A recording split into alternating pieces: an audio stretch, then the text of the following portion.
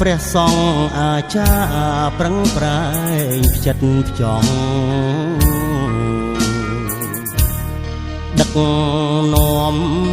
ធ្វើបុណ្យដោយចិត្តស្មងត្រង់លំអត់អោនអងផ្ចង់បុណ្យកុ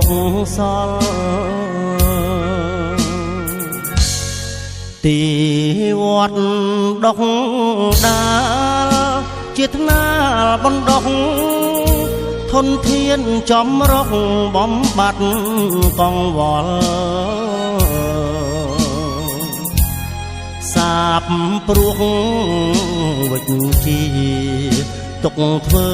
ជាថ្នល់ខ្ពង់ខ្ពស់ថ្កើនកលដល់ឋានសួគ៌ធម៌ជាឱសថរំលត់រោគ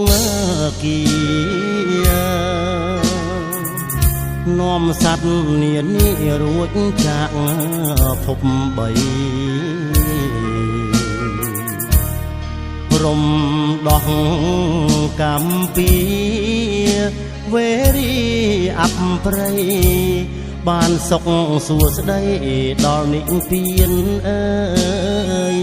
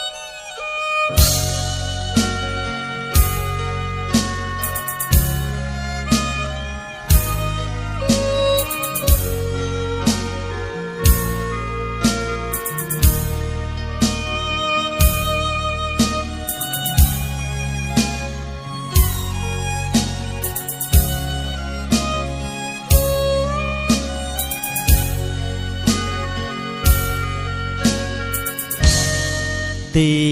វត្តដុកដាលជាថ្នាលបណ្ដុកធនធានចំរកបំបត្តិកង្វល់